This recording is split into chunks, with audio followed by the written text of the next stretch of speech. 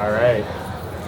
I want to thank everyone for coming. My name is Chris. I am from Lacework, and this is going to be the second recording of a podcast we're calling the Rules Optional podcast. If you don't know much about Lacework, then maybe that won't make sense, but once you learn about Lacework, you'll learn that you can be secure with rules being optional instead of the primary point of your job. The whole goal of this meeting is for us to discuss security, and we'd really love if you have any questions about building a security program, maybe anything that's at the top of your mind about security, please feel free to ask. Like, raise your hand, we'll stop what we're doing after we finish whatever the great things that Odie is talking about. We'll stop, we'll ask, we'll take your question, and we'll talk about it. This is really supposed to be for you. This is really supposed to be an investment in helping the community understand security in a way that maybe there's not a lot of information for out there. Lacework is hosting these in Silicon Valley.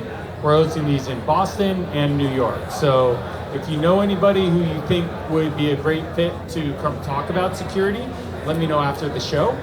And other than that, please enjoy the show. Let's do it. All right, so I'm Chris. I came from Lacework. I've been here for about 2 years. And I don't know how many people have worked at a startup before, but 2 years is a really long time at a startup.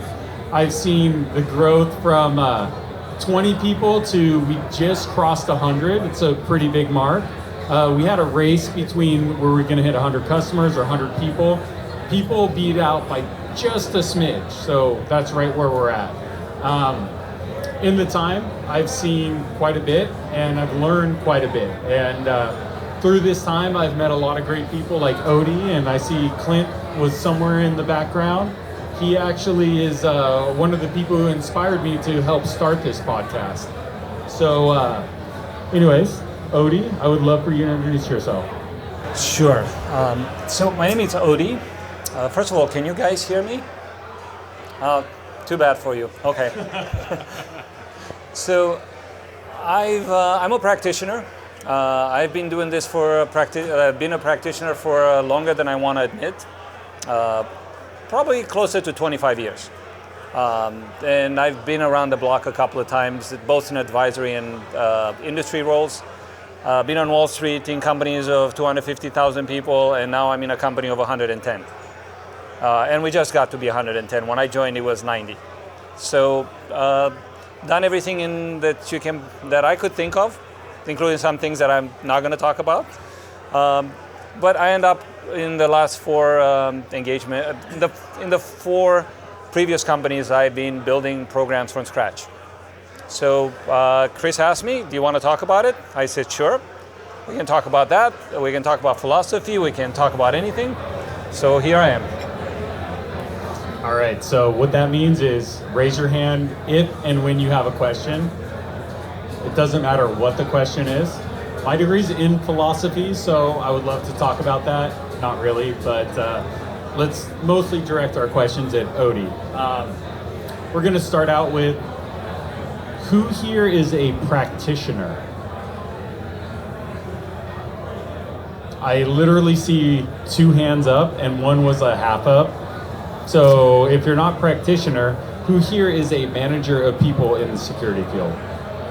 Well, I would argue the practitioner is a manager as well. So practitioner doesn't mean it's separate than, so if you work in security, you're a practitioner, regardless if you're a manager or an individual contributor. And if no one here is a practitioner, is anyone, is anyone in any way associated with Lacework? Like, literally, you're not being recorded, so hands up are great. Yeah, we just see some hands up. We're in denial. I don't know what. That's All right. One of the reasons I ask is I think hiring is one of the biggest challenges in security. Security as a industry has had a 0% unemployment rate since 2016. If you work in the cloud security space or in the workload security space, 0%. So this is something that's generally near and dear to a lot of people's hearts. So like my first question to Odie, like, what do you do for hiring? How do you deal with this challenge? So I'll start by saying something. So I think it's very interesting. At the individual contributor level, there's indeed a big demand. Once you get up to the CISO role, you'll be surprised of how many CISOs are looking for work. It's quite a surprise. There's a lot of competition. And you may find CISOs that don't have a job looking for work. So it varies at different levels. That's what will be the one thing I would start. Secondly, my experience has been this. In most places, you have people that have built stuff.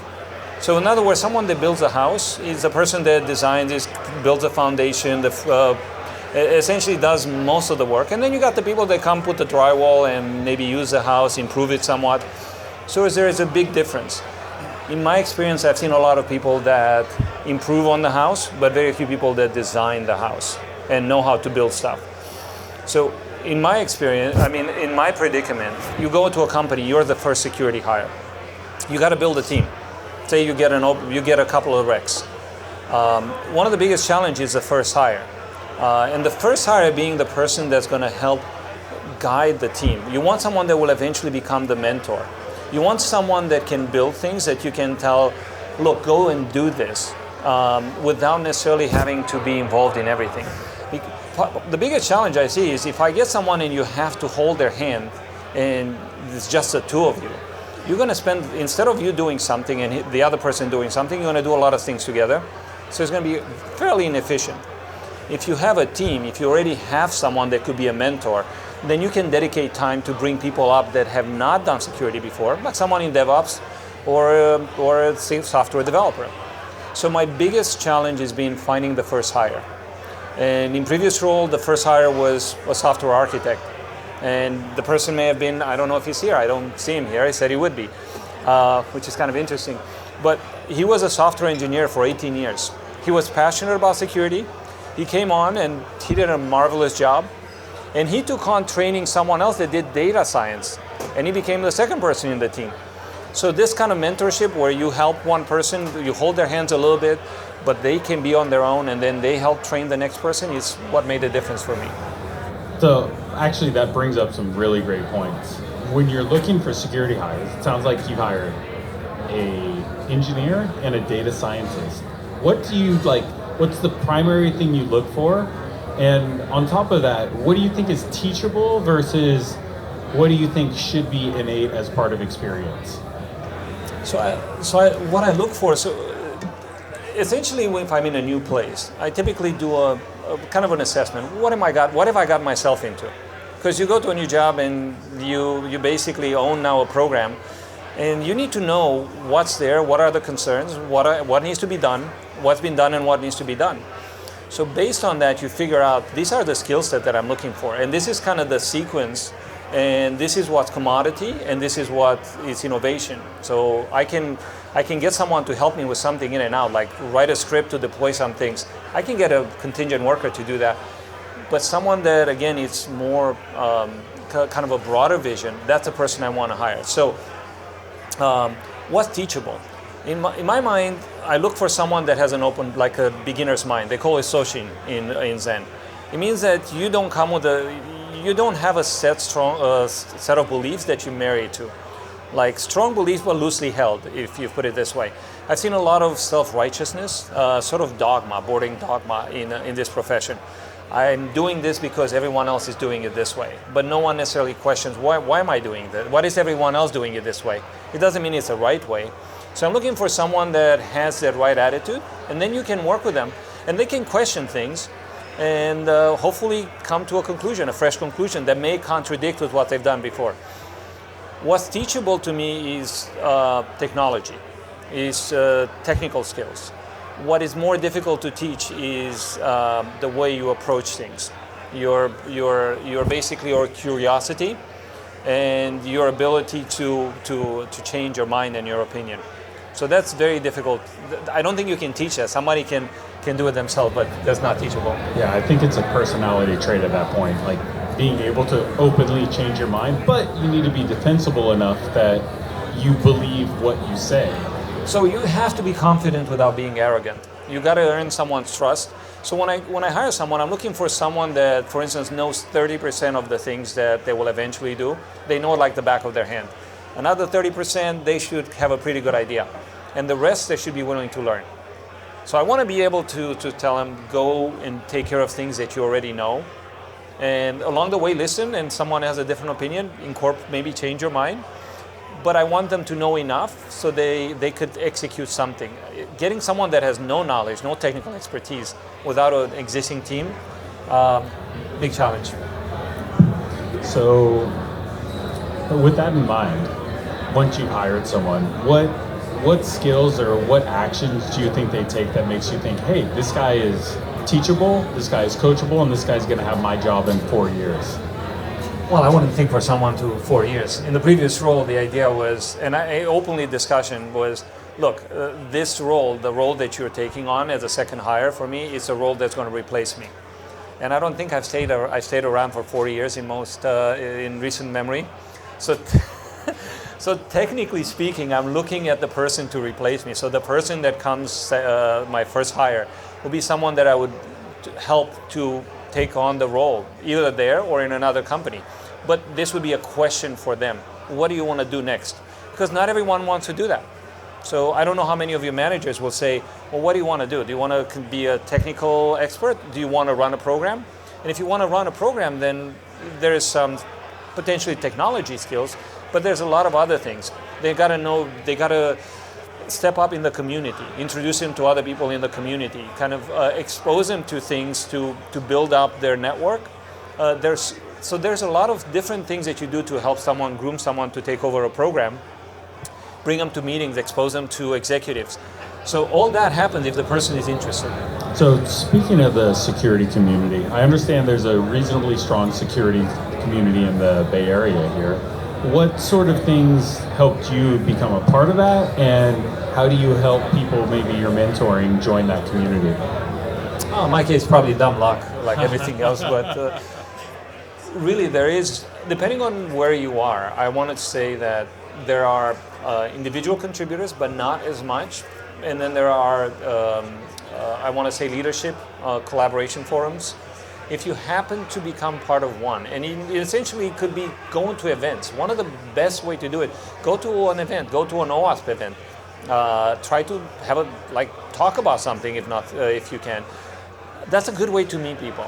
And eventually you'll meet someone that's part of a community. And once you see the same people a couple of times over and over, they'll eventually invite you. They'll invite you to be part of the community. And once you become part of the community, assuming you don't piss off anyone really, and you're someone that people want to have around you, and you contribute as well, you should be all set in kind of being a member of the community. So what I do, I take the folks that I'm trying to introduce to the community, I take them with me when I go places. I insist that they go to conferences, I insist they go to events. And one of the things I was offering to someone in the past was, look, I'll have you interview, for instance, one of my engineers. I said, I will reach out to my peers and I'll have a couple of them interview you. It was his first time, he was a data scientist, for instance, and I said, if you want to know if you're ready, what's your goal? And he said, I want to be able to be hired anywhere as a senior engineer. And I said, that's fine. When you think you're ready, I'll introduce you to 4 of my peers, and they'll interview you like you're interviewed for a job, and they'll give you your feedback. Just kind of a way to introduce them. All right, so moving a little bit away from hiring, let's talk a little bit about building a security program.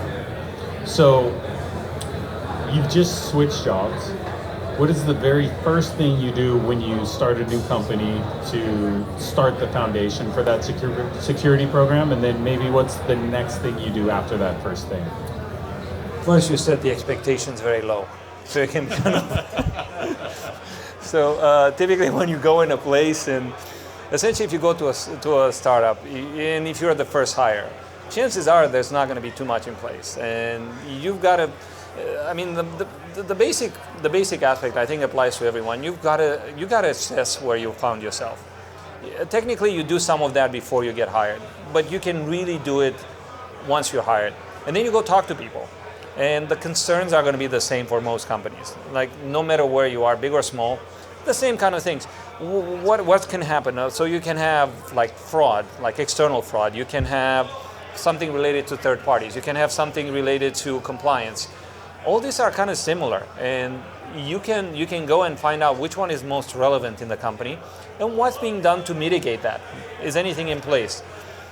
What is the company trying to do? Who are the partners? What are the requirements out there? You figure this out, and then kind of that's the current state of affairs. And then you can say, well, given all there is, and kind of the needs and the concerns, this is what I'm trying to do. So you come up with a plan. This is what I'm going to do, maybe 6-12 months. At least in my case, I don't try to do more than 12 months. And then I try to build. And if you're the first one, you got to do it. You got to try to build, get a team, and do something at the same time. If you spend too much time hiring, you can't do too many things. So in my case is kind of figuring out what assets I have, what are the concerns, and what controls I have in place. And then I start putting something in place to addressing the things that have the most unmitigating concern. So if you were to put that in a concrete example, maybe not from Ethos because you're pretty new there, maybe what was the first thing you did at your previous job? I can talk about it in general. So part of the assessment was, what have we done as a preventative measure? So are we doing anything to prevent anything that could be prevented? And are we doing anything to detect things that would happen? The worst thing would be something was to go wrong. I mean, ignorance is bliss. If you don't know about it, it didn't happen. So technically you're fine, unless someone finds out that it happened in your place, and then you're in trouble. But if you look, what is being done to prevent things? And as an example, I have a web property. There is a lot of traffic that goes there. Do we know what exposures we have? Is there a bug bounty program in place? In most places it wasn't there. And I said, well, I would like to know what may be out there. So an example would be, let me go and hire someone. If I don't have the cycle, I'm going to hire someone to do a pen test. And then based on that, and the reason for that is not to find out that's a point in time. But the reason for doing that is to enable me not to pay through a bug bounty program a lot of things that are found during a pen test. The pen test is going to be 10,000. If I have 10 critical things and they're found during the pen test, it would cost me a lot more do it with a bug bounty program. So one of the first things, I tried to build a bug bounty program and create a process to address what happened, like things that are found out to the program. From a preventative. From a detective perspective, I want to know what's in the environment, what's out there. So then, here, where is Rich? Oh, never mind, he stepped away. The friendly Lacework representative. So, look, I need to see what's in my cloud environments. And I get something to show me what's there, and I understand what's in the environment. So it's actually great. It made me think about a couple questions. The first one you mentioned like a bug bounty program and a little bit about the cloud. How is the cloud changing the way you're thinking about security? And how is that kind of a difference versus, I mean, you've been doing this for 25 years. I would bet 10 years ago, cloud would have been a little bit new. 15 years ago, cloud would have been like a twinkle in somebody's eye.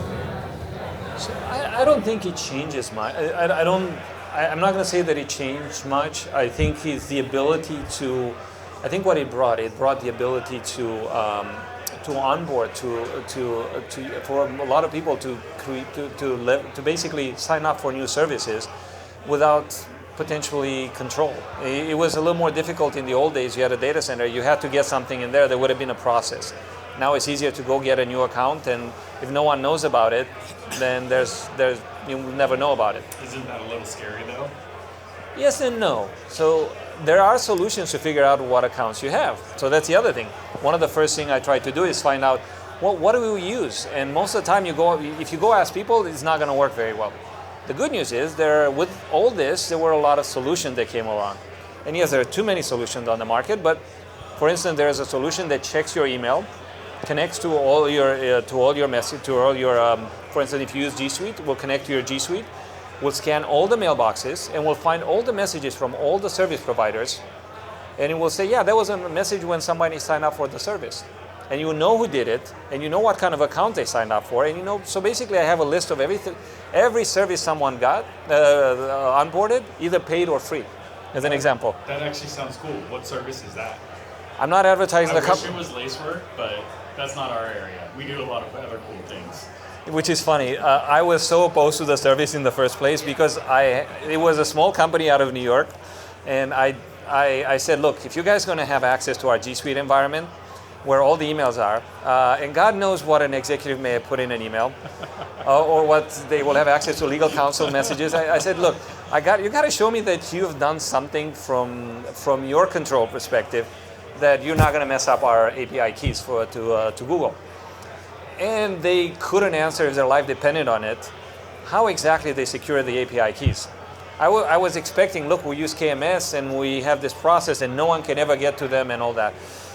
There was some kind of a SOC 2, and then there was some kind of a white paper that didn't put me at ease. And then they didn't want to agree to contractual terms that we put in place. So it was a long drawn-out battle. But in the end, I said, you know what, that's fine. You got to let things go at some point. So I let it go. I'm not going to name the company, but you can look it up. There's one company, as far as I know, that will look through emails to find all your service providers. And it works actually amazingly well. We compared it with 5 companies that were looking through finance systems, and it was heads and arm and heads above the others. So if I were to Google it, what terms should I search for to find this company? You gotta figure that out. I mean, all you're doing, you're finding service provider, manage your service providers by searching your email. There's only one company that does it, believe it or not. And actually, as I said, it works quite well. And maybe they do have a CISO. I was looking for the CISO, but I didn't. I go on LinkedIn, if nothing else. I go places and I say, does anyone know if they have a CISO or they have any security people? That's a way to look for a company at some point, like a vendor assessment. And couldn't find any. You hear this, James? Yeah. All right. All right, so kind of the other question I had, so a little bit of how cloud changed things. From my perspective, cloud changed things a lot because you went from a static perimeter to a dynamic perimeter, and all of a sudden, like, someone could type the wrong key and have a open security group. How does that affect what you're doing? How does that affect it maybe at Earnest? How does that affect it today? Is that something you think about too often, or do you feel like you have good controls in place to protect you? I don't think that's too much different from the old firewall. Somebody could totally screw up an old firewall, allow any. I mean, let's face it, it could happen too. And you had a lot of firewalls all out there. All these offices or all the data centers have their own firewall. There'll be the potential, and they had this console that could manage multiple firewalls. You could totally screw up in the old world too, don't get me wrong. I will say, I think that great networking people have their job for about a year and then they get promoted out of it. And then every other networking person, I'm sorry if anyone's been in networking longer, they generally stay there for a lot longer. And that's because they don't know how to open the firewall both ways the first time. And that's my feeling on that. No, but you're right. I mean, there's always been the concern that someone makes. I mean, if you look at the list of the concerns, one of the concerns is negligence. And I call it negligence, but it's any accidental change that has an undesirable impact. So that could happen in the old days. It could also happen in the cloud. I think in the cloud, what happens, you now have a team that does a lot more than just network. They don't do network on a full-time basis. Actually, my DevOps teams in the past, they didn't know how to really set up a VPN, which is kind of weird. I asked them, did you guys work in networking before? And none of them had they had a networking background. It's sad but true. I completely agree. That actually lines right up with my next question. Like 15 years ago, whatever company you were at, they had IT. IT was generally about things like setting up your VPN, setting up user management. You've been at 2 startups, and did Earnest have IT? They did. And actually, all 4 startups that I've been in the past, I want to say 80 years, had an IT department. Were they primary function?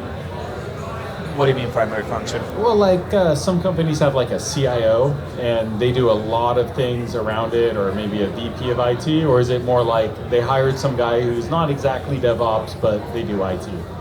So I think the difference that I see is technology companies. In technology companies, you will have an engineering organization, and in those cases, you're not going to see a CIO. And IT is going to be a bastardized group that they get thrown whatever the engineering team doesn't want to do. They don't touch production, they don't touch AWS, they touch corporate systems. In the old school, in the other organizations, like take a biotech, you're not going to have an engineering organization, you're going to have like either business technology or information technology.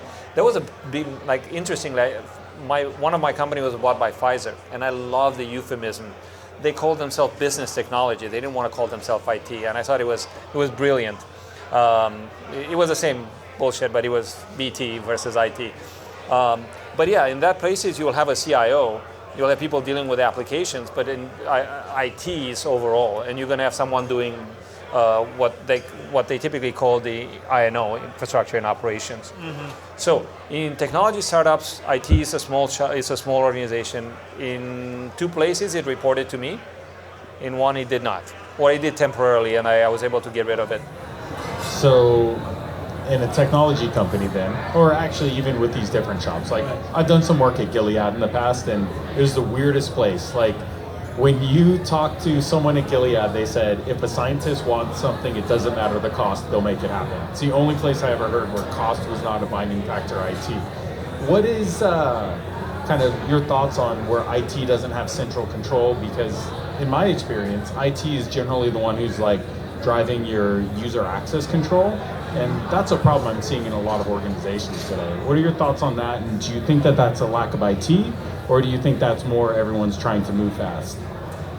So I think there's two separate issues. IT typically does more than just security administration. In the old days, it used to be called security administration.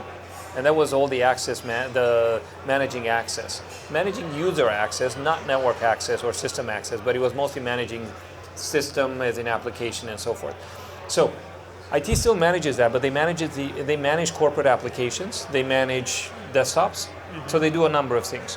Places like Gilead or other places, you have a lot of PhDs that make or break the business. Those guys will say, I want something, and it's not to be a question if they get it. They will eventually get it. It's what do you want to fight for? And at some point you may just say, sure, have it. Yeah. So I think it depends on the corporate culture. I've been in places where the corporate culture was, we have some basic rules, and this is what it is, and I don't care about anything else, and IT would enforce them. Mm-hmm. And I've been in other places where everything would be a lot more flexible. Was that what you were asking?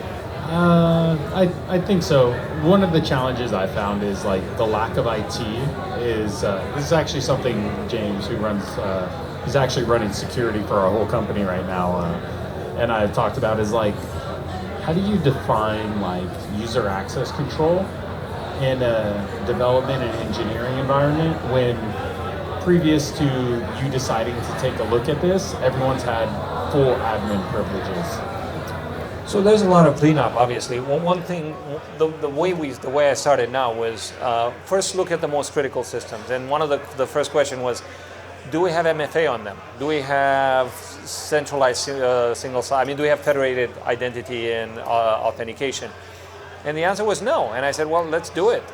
So the first thing was, let's bring an IDaaS solution and let's centralize some of the access. So now, not everyone manages access. We can manage centrally access to a central solution.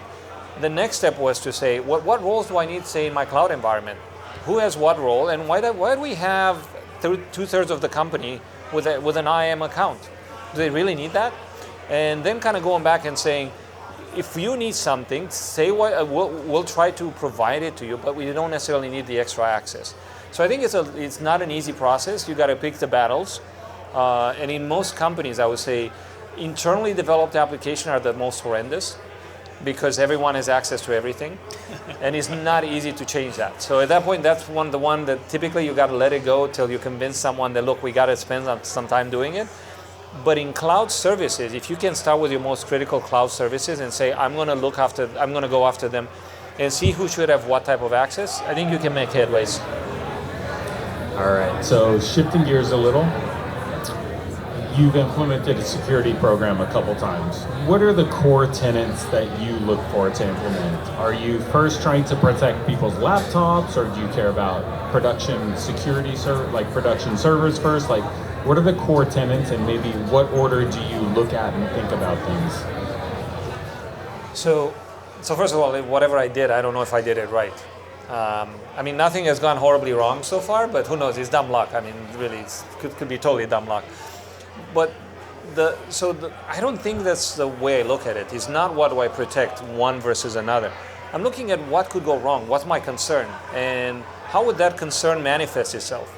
So my concern is, say, I have a site where I have a lot of customer data, like take a life insurance company. You go and apply for life insurance policy. Well, you got to spill out everything you do.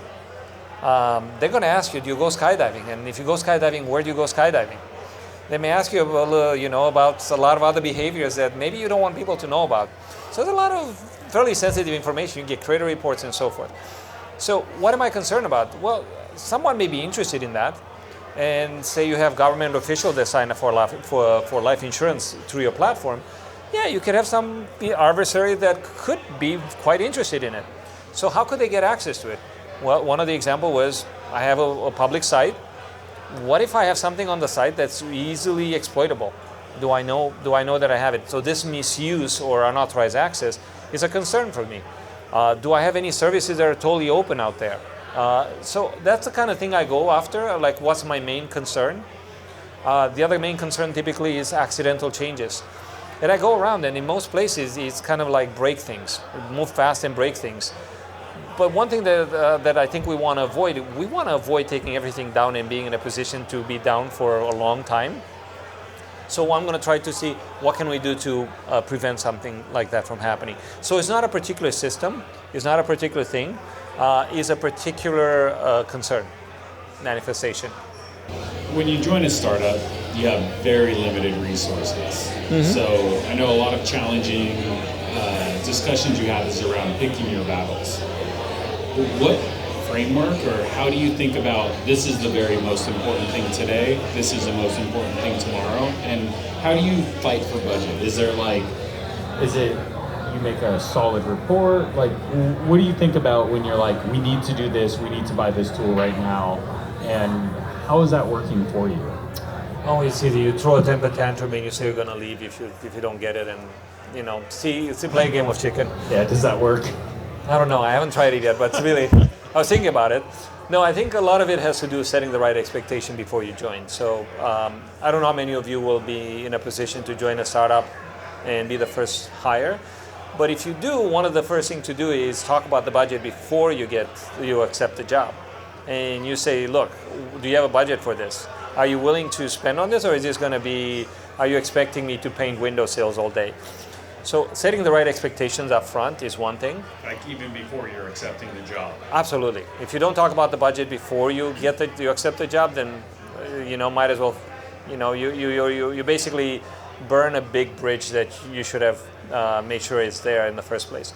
The other thing to do is when you do your assessment, and also prior to hiring, you talk about, does anyone at the top, as in the board, care about this? And if so, you talk to them. So one of the things is, I want to present to the board. Is this something that you guys are interested in? They say yes, that's great. So then you go to the board and you say, well, this is what it is.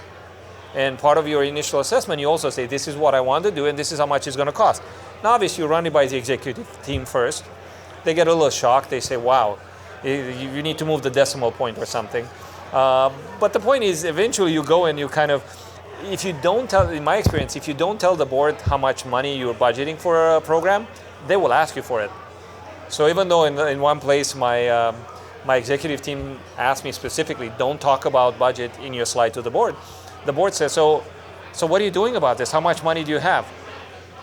And so I looked at them and I said, you want to tell them or do you want me to tell them? So at the end of the day, if they know, and a board that's kind of somewhat attuned to security concerns, we'll get the idea if there's anything legitimate about the program or it's a kind of a mask. So that's one thing. So that's kind of in terms of the budget, but generally speaking, I try to kind of stagger the tools, and the thing that is most important to me is you can warm up the bay. So if you're one man show, if you're going to become too kind of aspirational about the things you want to do and ask for money, invariably you're not going to have the time to do it. And well, you can buy something and deploy it half-assed, and then it's not going to make a big difference. I feel like security tools are the king of that too. Exactly. So, but you can buy something like, as an example, there are tools out there that you can deploy easily. And not to to talk up Lacework, but that was fairly straightforward.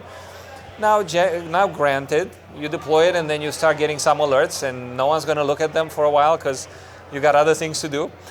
But the gist of it is kind of when you budget for things, I typically try not to create a shock. And then I try to stagger things so I can practically do something with it.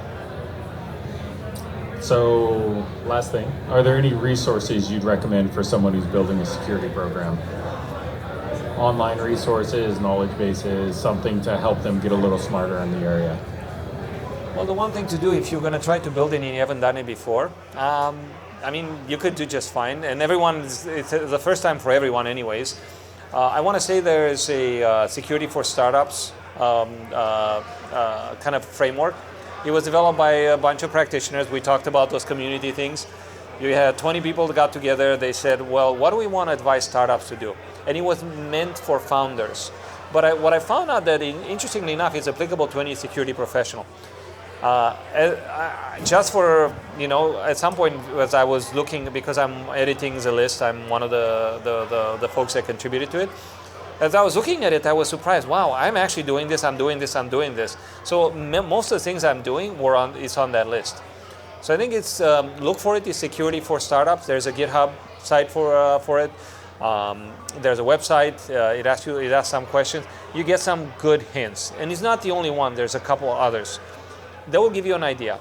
The other thing is, obviously, before you build one, ideally you work in a program, and hopefully more than one, and you see the good and the bad and the ugly, the things you see work and they don't work, and you avoid the biggest pitfalls.